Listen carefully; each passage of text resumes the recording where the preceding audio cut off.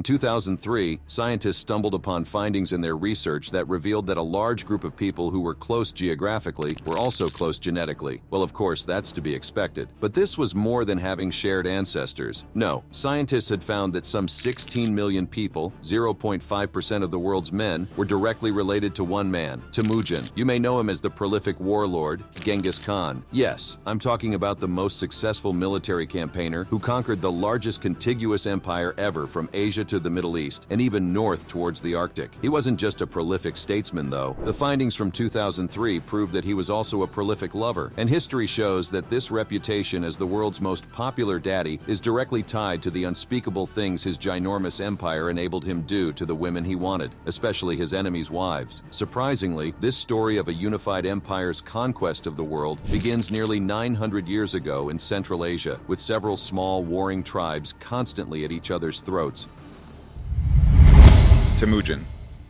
Legend has it that Temujin's birth was no ordinary affair. He supposedly came into this world holding a clot of blood in his hand. And get this, his family believed he had divine origins, claiming that his first ancestor was a gray wolf. They thought he was born with a destiny straight from the heavens above. Born amidst the nomadic tribes of the Mongolian steppe, Temujin was cradled in the arms of the first woman in his life, none other than Holan Eek, his mother. His mom, Holan, was a total boss lady who went through a lot. She was born into the Okanud tribe. Holan was all set to marry Chiledu of the Merkit tribe, but fate had other plans for her. On her way back to the Merkit camp after the wedding, she got kidnapped by none other than Yasuge, with the help of his elder brother Negun Taishi and younger brother Daratai Ochigi. Why? Well, he couldn't resist her beauty and signs of being super fertile. Now, Yasuge wasn't just any old guy. He was a big shot, the chief of the Kiyad subclan of the royal Borjigin clan of the Mongols. He saw something special in Holun, so he made her his chief wife, giving her the ultimate honor. You know what that means, right? Only the chief wife could pop out some heirs for him, so she gave birth to 5 kids. First up, we got Temujin there, who would later become the legendary Genghis Khan. Then there were Kasar, Hatyun, and Temujin, some seriously impressive sons. And let's not forget about Temulin, the badass daughter of the gang. Yasuge had another wife named Xochitl, who gave him 2 sons, Bader and Belgute. Looks like Yasuge was quite the family man, mirroring the very type of person his son would perfect. Everything was great for the family, but everything changed in 1171. When Temujin was just a young lad of 9, tragedy struck their family. Yasuge met his unfortunate end. He was poisoned by the Tatars while attending a wedding feast. Here's how it went down. Yasuge had left his son Temujin at the home of Dai Setsen, a nobleman from the Kongarad tribe. You see, Dai Setsen and Yasuge had made an agreement that their children, Temujin and Borte, would be married in the future. So with this plan in motion, Yasuge embarked on his journey back home. On his way, Yasuge stumbled upon a lively Tatar encampment where a grand feast was underway. The secret history reveals that he was tempted to join in the festivities, but he knew he couldn't reveal his true identity. Among the Tatars, he was known as the person who had killed one of their relatives in battle years earlier. Despite the risks, Yasuge decided to take a chance. However, someone from the Tatar camp recognized him and, disguising their intentions with false hospitality, offered him food laced with poison. Yasuge, though becoming gravely ill, managed to escape back to his family's camp, fighting against the venom coursing through his veins. So yeah, eventually he died 3 days later. Yasuge's passing took a turn for the worse for Holan, Xochitl, and all of Yasuge's children. Yasuge's Kiyad clan decided to abandon them and follow a rival clan, led by the rival Tachiat family. But don't underestimate Holan, because she was one tough cookie. She took charge of the situation and became the leader of the group. She hustled hard, tirelessly scouring the Onan River Valley for roots, berries, fish, and millet to keep the family fed, instead of the usual nomad feast of juicy mutton and mare's milk. As the boys grew up, they learned valuable survival skills from their surroundings. They became skilled hunters and fishermen in the rugged Khenti mountains of northern Mongolia. These newfound skills significantly improved their family's situation. Now, while Holan taught her sons about the importance of unity and supporting one another, there was some sibling rivalry brewing among the half-brothers, Temujin and Bader. One day, Temujin went hunting and caught a fish, but his older half-brother, Bader, snatched it and gobbled it up all by himself. By nature, Bader was a bossy know-it-all, always throwing his weight around. That also rubbed Temujin and his brother Kasar the wrong way. So, Temujin Temujin decided to take matters into his own hands. He stalked Bader, waiting for the perfect moment. With his mad archery skills, Temujin shot an arrow, taking Bader down. But here's the surprising part. Despite the tragedy, Bader's mother, Sachigel, and Bader's surviving brother, Belguti, didn't harbor any ill feelings toward Holin and her sons. They chose to continue living with them, and as Temujin killed one brother, he found another one pretty quickly. When Temujin was 11, he crossed paths with a boy named Jamuka during clan visits. They were like two sides of a coin, Jamuka from an aristocratic background, and Temujin from more humble beginnings. But that didn't stop them from becoming buddies, so they sealed their friendship with a pact, swapping cool stuff like knuckle bones and arrowheads. As they grew up, they took their bond to the next level. They became blood brothers through a sacred Mongol ritual called Andas. It involved drinking each other's blood, symbolizing the sharing of souls. They even ate some crazy indigestible food together. This ritual made their connection super strong, stronger than any sibling bond. Temujin had a knack for gathering followers and overcoming tough situations, even from a young age. One time, Temujin was captured by the rival Taichut clan. Remember his father's Kiad clan who abandoned them and joined forces with their rival clan, the Taichut? Yeah, those same people. They made him wear a ridiculous wooden collar, but Temujin wasn't one to stay down. He knocked out his guard with the collar and escaped. One of the Taichut members spotted him but was so impressed by his spirit that he chose to help him instead of turning him in. Another story is when horse thieves stole most of Temujin's family's horses, he set off in pursuit. Along the way, he encountered a guy named Boorchu. Temujin asked for help, and Boorchu immediately joined him without expecting any reward. He recognized Temujin's authority and became a loyal companion, leaving his own family behind. This ability to bewitch people under his authority would almost directly lead to his ascent from the humble conditions we now find him in.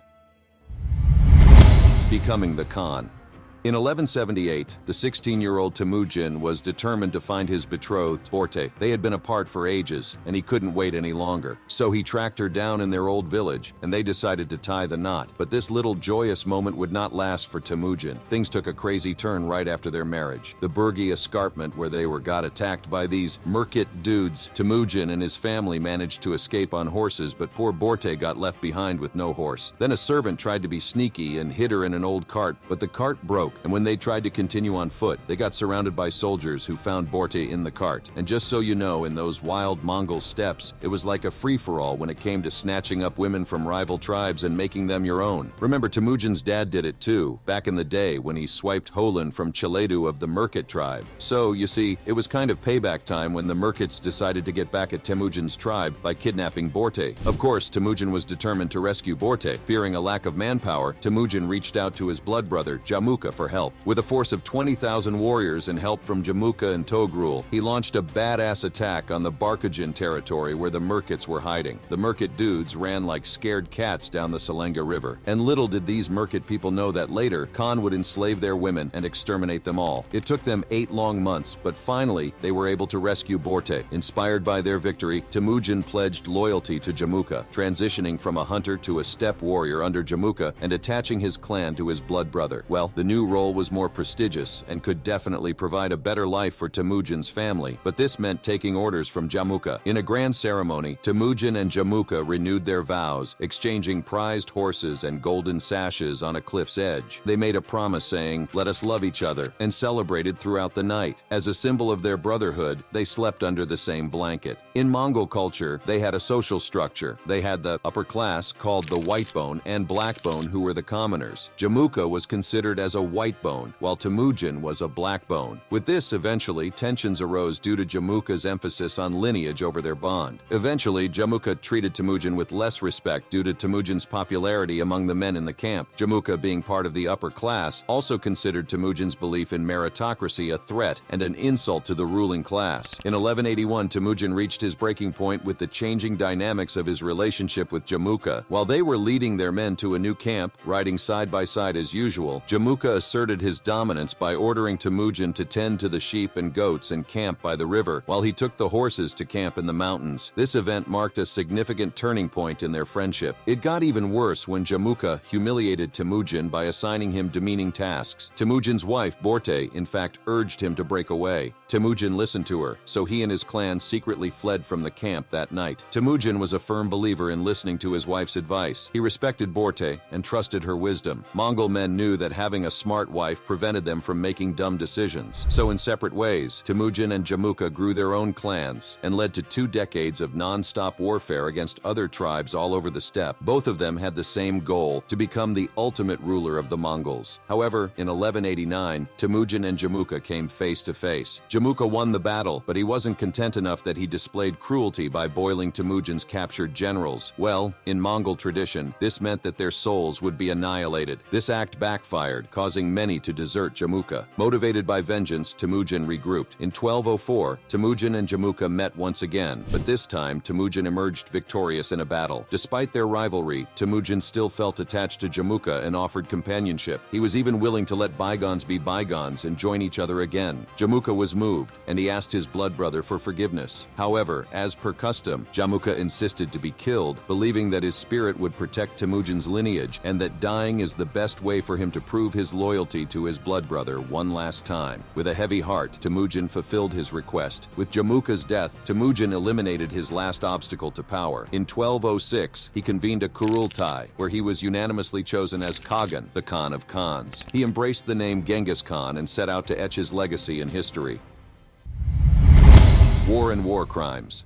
The word Genghis Khan is said to translate to universal ruler or universal chieftain, as a sort of homage to Temujin uniting the Mongol tribes, and that is what we'll refer to him as moving forward. But for the Khan, when he heard people call him that name, he probably wasn't thinking about conquering some tribes in the Mongolian steppe. He was thinking universal, because what followed was kind of like that. Genghis Khan revolutionized Mongol traditions through his leadership style. He flipped the whole Mongol tradition on its head by ditching the noble rank system and introducing a merit-based promotion setup, meaning even if you were the poorest of the poor, as long as you have shown exemplary skills and loyalty, for sure you're going to be promoted. He didn't recruit his army by asking nicely, but it was more like join or die. Despite this, he still won their loyalty by promising them a piece of the war spoils instead of being a greedy hoarder. He believed that being too loaded was a weakness. Genghis Khan had a straightforward war strategy. He never left any enemy leaders alive as he conquered more land. Why? Well, it served a couple of purposes. First, he didn't have to worry about getting stabbed in the back later on. Second, it made him look like a ruthless badass. When those Mongol warriors attacked villages, they didn't mess around. Most of the poor folks living there ended up 6 feet under. Now, we can't say for sure how many people died during Genghis Khan's time, but some historians think the number is over 40 million. Genghis Khan had a secret weapon, terror. He didn't just kill and destroy, he made sure a few survivors were left to spread the horrifying tales of what happened if you didn't surrender. When he decided to wipe out a city, he meant business. No one, I repeat, no one was spared. Men, women, children, even animals got the axe, except for a few chosen witnesses. This scared the living daylights out of other towns. They surrendered as soon as they heard the Mongols were coming. Those Mongols had a reputation for their ugly looks and stench, so people were terrified. Prisoners, nah, the Mongols didn't bother with that. Torture, not much of their thing either. They preferred the efficient approach, kill them all quickly. When they did capture people, they'd use them as human shields, making them march in front of the army, so they'd be the first to bite the dust when attacking a city. But let me tell you, if you were an enemy ruler, you were in for a world of pain. Choking on stones shoved down your throat, getting trampled by horses, or suffocating were just some of the gruesome ways they dealt with those guys. Let's talk about some specific attacks. First, Genghis Khan and his crew rolled up to Yinchuan, the capital of Shishia, around 1209. They pretended to retreat, but it was all part of their plan. Eventually, they put the squeeze on Yinchuan, and the ruler there was like, okay, fine, take our stuff. After that, they set their sights on the Jin dynasty in northern China. The Jin ruler had the nerve to demand Genghis Khan's submission, but these Mongols weren't about to back down. From around 1211 to 1214, they caused chaos everywhere they went, forcing people to flee into the cities. The Jin army was so messed up that they even started killing their own peasants. In 1214, the Mongols surrounded Zhongdu, now Beijing. The Jin ruler got scared and coughed up loads of valuable goodies like silk, silver, gold, and horses. That sneaky ruler decided to move his court down south to Kaifeng. Genghis Khan wasn't having any of that. With some help from Jin deserters, he went berserk and wiped Zhongdu off the map. In 1219, Genghis Khan, with his mighty Mongol army, set his sights on the Khwarezmian Empire. He got into a beef with with Inalchuk, the governor of Otrar in what's now Kazakhstan. After a siege that lasted for 5 whole months, the Mongols broke through the city walls. And as for Inalchuk, they pour molten silver down his throat, even pour it into his ears and eyes. The defenders of Otrar put up a brave fight, but every single one of them was wiped out by the Mongol swords. The Mongols didn't just conquer the world, they committed atrocities while they were at it. In 1220, in this ancient city called Termez, now Uzbekistan, a local woman came up with the crazy idea of claiming she swallowed some fancy pearls. She hoped this story would make the Mongol invaders think twice about taking her life. The Mongols, always on the lookout for loot and riches, took the bait. So, without a second thought, they sliced her open and searched for those precious pearls she claimed to have gulped down. The Mongol commander, witnessing this gruesome spectacle, ordered his gang to disembowel every single person in the city. April 1221, these Mongols came packing a whole arsenal of weapons in Nishapur, Iran. Nishapur puts up a fight, but in the end, house-to-house combat turned the streets into a bloody battleground. And the poor survivors? They're brutally beheaded, whether they're hiding underground, buried under rubble, or just lying lifeless in the streets. The Mongols took the severed heads of their victims and built 3 pyramids of skulls, one for the men, one for the women, and one for the innocent children. In fact, it was Genghis Khan himself who gave the order to his commanders, leave no trace of Nishapur behind. That means even the poor little furry critters like dogs, cats, and even the pesky vermin got wiped out. In 1221, Genghis Khan and his crew stormed into the city of Merv, which is smack in the middle of present-day Turkmenistan. When the folks of Merv surrendered, they probably thought they might catch a break, but the Mongols went on an absolute rampage, showing no mercy whatsoever. Genghis Khan himself, who was front and center, ordered that each warrior had to take down at least 300 poor souls. The Mongols squeezed out every ounce of wealth they could find. They resorted to torturing the wealthy citizens, hoping to wring out their hidden treasures. They weren't messing around when it came to getting their hands on that loot. Some say the death toll from the Merv massacre reached a haunting 700,000. A Persian chronicler from back then, clearly shaken to the core, claimed that the body count soared to a 1.3 million. In 1227, the world bid farewell to the legendary Genghis Khan. It was said that he knew when his time was coming to an end, so he made sure his burial spot was kept a secret. Fast forward a few centuries, and we meet Marco Polo, a Venetian explorer who rubbed shoulders with the mighty Mongol Emperor Kublai Khan. Now Marco Polo has a spine-tingling story to tell about Genghis's funeral. 2,000 poor souls, slaves tasked with laying the great emperor to rest. Their own guards, the ones supposed to protect them, turned out to be backstabbers. They mercilessly cut down these slaves in a twisted act of betrayal. However, another group of soldiers swoop in like heroes, putting those treacherous guards in their place. Their goal? Erase any evidence of their presence, wipe out any poor souls who might have caught a glimpse of their path. When these stealthy soldiers finally make it back to base, they decide to take matters into their own hands. They chose to end their own lives. Like some dark and tragic grand finale, Temujin came in bloody fashion, and Genghis Khan had just exited the same way. Yet his legacy was so set in stone that even after his death, the empire he left behind would keep expanding. And it was all because of the way he had set up said empire.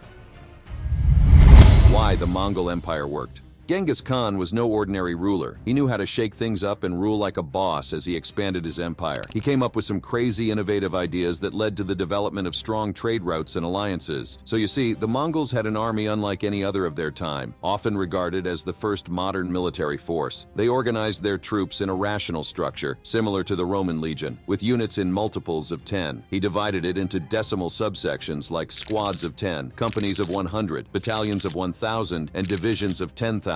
He also had a crew called the Imperial Guard. Their infantry relies on their highly mobile horseback warriors. This allowed them to carry out complex tactical maneuvers silently, following centralized commands. Speed and efficiency were the Mongols' trademarks in conquest, striking fear into their enemies. Their strength lay in their skilled horseback riders and expert use of the bow. Merit determined promotions within their disciplined ranks, so he rewarded their loyalty by giving them high positions, no matter their social class. Technological advancements and logistical expertise were additional factors contributing to the Mongols' superiority. They developed gunpowder with explosive force, enhancing their weaponry with guns and cannons. Specialized units of craftsmen built sophisticated siege machines using local resources, and this eliminated the need for long-distance transportation. The Mongols perfected the technique of sapping walls, rendering static defense futile. A dedicated medical corps attended to the wounded. To sustain their forces, the army and horses roamed the plains in search of forage, eliminating the need need for traditional supply lines. Despite this, a sophisticated communication system based on melodies enabled efficient coordination and facilitated contact with distant leadership. The Mongols boasted an exceptional intelligence system, often knowing more about the lands they invaded than the defenders themselves, because their lifestyle as nomads meant they possessed crucial knowledge of water sources and pastures. They also employed highly sophisticated methods of psychological warfare, spreading rumors of their cruelty and devastation. This unnerved rural populations, causing them to flee in advance of the Mongol army and undermining defense efforts. Plunder constituted the primary aim of the Mongol army, which would be collected centrally and distributed fairly among the troops and the families of fallen warriors through the kubi system. This process required extensive numerical record-keeping, resulting in the development of a sophisticated bureaucracy that managed the accumulated wealth. Artisans were gathered and relocated to production centers catering to Mongol preferences. Through these endeavors, technology spread across the continent in all directions. Genghis Khan, in his quest to unify his people, targeted the aristocratic lineages that posed a challenge. By eliminating them, he essentially decapitated the enemy's social structure, minimizing future resistance. Cities, especially in desert regions, were razed to redirect trade routes, and irrigation systems were destroyed to revert agricultural fields to pastures for the Mongols' horses. Genghis Khan held a strong belief in the all-encompassing power of the great blue sky that stretches across the world. From this universal divinity, he derived his mandate to establish a global empire. Along the Silk Road, Genghis encountered various religions that traveled with traders and were embraced by women who married into neighboring tribes. He was all about religious freedom. He let people practice their own faiths and even exempted the poor and clergy from taxes. That's how he won over Muslims, Buddhists, Christians, and folks from all over the place. But at the same time, Genghis Khan ensured that the state held authority over religion. To secure his rule, he executed troublesome shamans who posed a threat. Prior to his rise to power, Genghis faced rejection and persecution from rival lineages within his own people. However, once in control, he established a rule of law that applied equally to all. This approach allowed him to unite the defeated clans into a single nation, while dismantling the oppressive influence of the traditional white-bone lineages that had oppressed the people. To keep things in order, Genghis Khan introduced a new set of laws called the Yasa. It was like his rulebook, outlawing stuff like stealing, fighting, and hunting during breeding season. He was all about maintaining order and justice. You won't believe this, but Genghis Khan was way ahead of his time when it came to gender equality. He banned the selling of women and actually encouraged his wives to have a say in major decisions. Genghis Khan was also a big fan of education. He encouraged literacy and even adopted the Uyghur script, creating the empire's own Uyghur Mongolian script. He was all about spreading knowledge and improving communication. The Mongols relied heavily on trade to meet their essential needs and indulge in luxuries. They took control of the Silk Road, facilitating the movement of vast quantities of goods in both directions. And to facilitate economic transactions, paper money was introduced from China, with its value backed by the spoils of war. To sum it up, the Mongol Empire consistently demonstrated a universal outlook. They were open to adopting and merging systems from various sources. Cultural preferences held little sway over their decisions. Instead, they prioritized pragmatic solutions. Their approach was to seek out what worked best and then disseminate it to other regions. In fact, one of the Mongols' notable accomplishments was their ability to assimilate into local cultures, which contributed to the remarkable stability of their rule.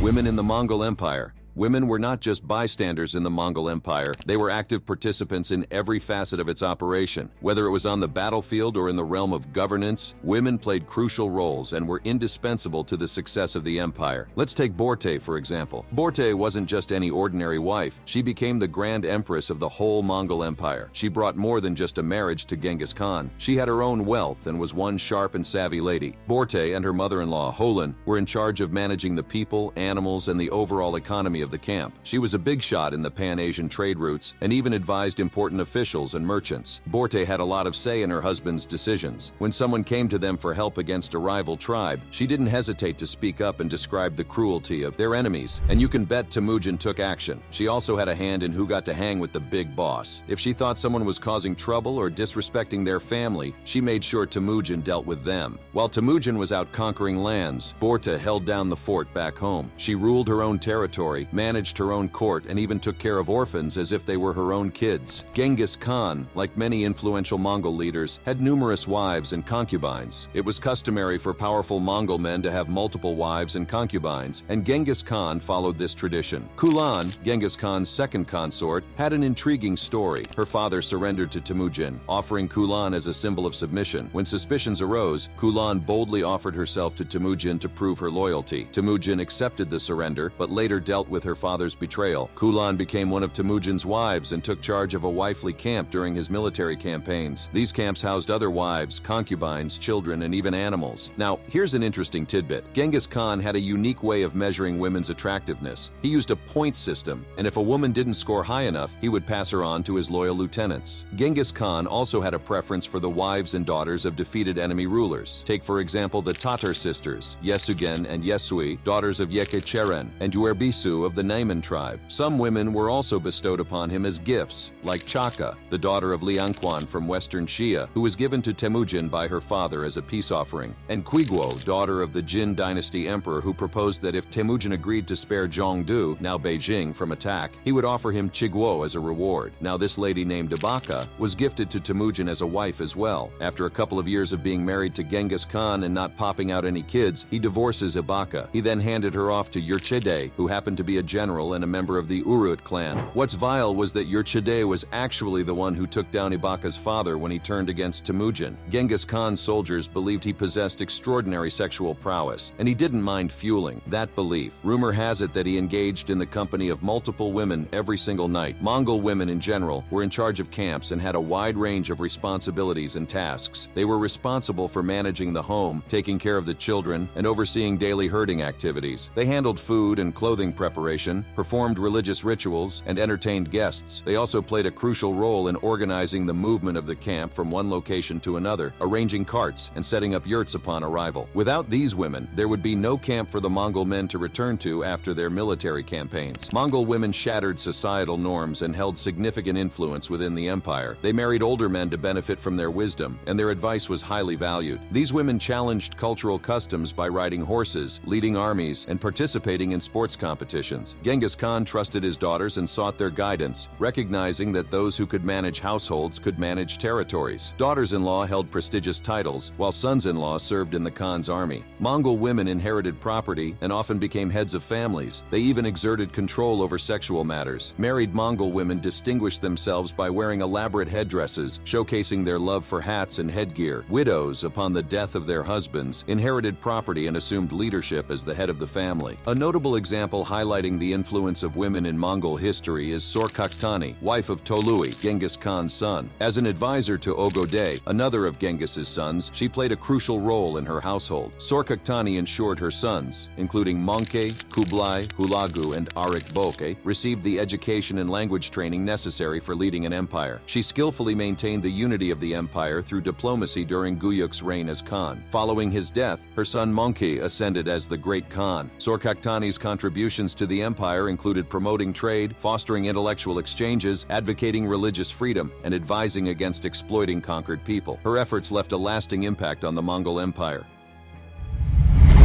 Genghis Khan's successors. Genghis Khan divided his power among his 4 sons, giving each of them a kingdom to rule. The eldest son, Yochi, got the western lands. Chagatai received Kashgaria and Mavranakar, while Ogodei was granted western Mongolia. Tolui inherited the ancestral homeland in eastern Mongolia. In 1229, Ogodei became the Great Khan with the approval of the Mongol assembly. The family setup went like this. The oldest son got a wife and his share of the inheritance, then set up his own camp while staying connected with the family. The younger brothers followed suit, setting up their camps closer to the home camp. The youngest son stayed with the parents and inherited what was left. Yochi ended up far away due to his strained relationship with his brothers. When Ogodai became the Great Khan, it didn't break any nomadic rules, since it was acceptable to choose the most capable son during times of war. Batu, Yochi's successor, established the dominant Golden Horde. They ruled over the Russian principalities and became mostly Turkish, adopting the Turkish language and Islam. They were sometimes referred to as the Kipchak Khanate due to their reliance reliance on nomadic strength from the Kipchak steppe. The Golden Horde indirectly contributed to the rise of the Grand Dukes of Muscovy through taxes and tribute. Their power was shattered in the Battle of Kulikovo in 1380, and attacks by Timur further weakened them. To the east, there were the Chagatai lineage and the Ilkhans of Persia. The Chagatai rulers often clashed with the Great Khan and the Ilkhans, while the Ilkhans recognized the authority of the Great Khans. The Chagatai maintained their nomadic lifestyle, while the Ilkhans, influenced by urban life, gradually relinquished control to their subjects. Hulagu, Kublai Khan's brother, supported the Yuan dynasty against the Chagatai and the Golden Horde. In 1240, Genghis Khan's grandson, Godin Khan, invaded Tibet and sought guidance from Sakya Pandita, a Tibetan Buddhist leader. They formed a relationship where Sakya Pandita attended to Godin's religious needs in exchange for authority in Tibet. As the Great Khan, Ogedei continued Mongol campaigns in Russia, the West, and China. He maintained imperial representatives in Central Asia and Iran, but struggled to control the disobedient Golden Horde. After his death, Guyuk succeeded him after a turbulent regency. Guyuk clashed with Batu of the Golden Horde and died while preparing an attack. During a grand assembly, Munkei, son of Tolui, was chosen as the Great Khan. He aimed to stabilize relations among the Khanates and sent Kublai to conquer Zongchina and Hulegu to subdue the assassins. Munkei led a campaign in southwestern China, but passed away in 1259. A dispute arose between Kublai and Munkei's brother, Arigbog, over the succession. Hulegu supported Kublai, and after 4 years, Arigboga submitted to his authority. Kublai Khan moved the capital to Dadu, formerly Zhongdu, and employed foreigners to reduce reliance on Chinese bureaucrats. After Kublai's death in 1294, the Yuan dynasty saw weak rulers until their expulsion by the Ming dynasty in 1368.